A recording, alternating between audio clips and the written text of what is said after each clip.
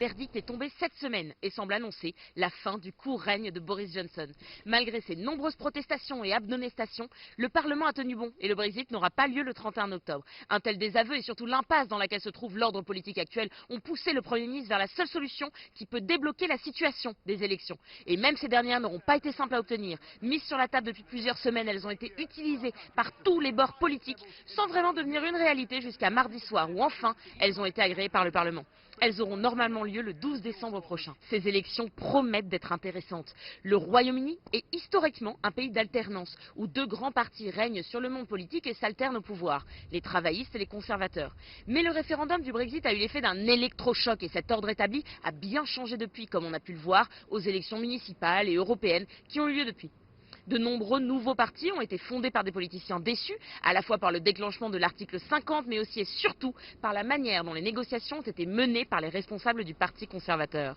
Même si le Premier ministre Boris Johnson a réussi à négocier un accord de sortie avec l'Union européenne, il a essuyé plusieurs lourdes défaites à la Chambre des communes et n'a pas réussi à le faire accepter au niveau national. Accusant le Parlement de bloquer le pays, il a donc décidé de le dissoudre en espérant retrouver la majorité qu'il a perdue lorsqu'il a exclu les députés rebelles de son parti.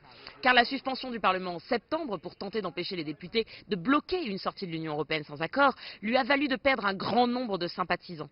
Ce n'est pas la première fois qu'un Premier ministre tente de retrouver la majorité grâce à des élections générales. En 2017 déjà, Theresa May avait échoué à obtenir une majorité au Parlement et avait dû former en urgence une coalition avec le parti unioniste démocrate nord-irlandais. Et aujourd'hui, ce parti est farouchement opposé à l'accord négocié par Boris Johnson, car il n'approuve toujours pas la solution qu'il contient sur la frontière irlandaise.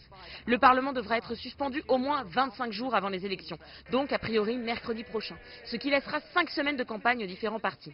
À ce jour, les sondages maintiennent le Parti conservateur en tête, et ce notamment à cause de la division des partis d'opposition. Cependant, ces mêmes partis d'opposition sont d'ores et déjà en train de préparer de potentielles alliances et de rassembler leurs forces pour la bataille à venir. Fin du règne de Boris Johnson, fin de l'alternance, fin du Brexit, ces élections pourraient bien être un tournant primordial de l'histoire du Royaume-Uni. Mais les probabilités restent élevées que la stratégie du Premier ministre lui permette de regagner une majorité au Parlement, légitimant son accord de sortie à quelques semaines de la nouvelle date de Brexit du 31 janvier 2020. Floriane Virgile, Londres, CGTN.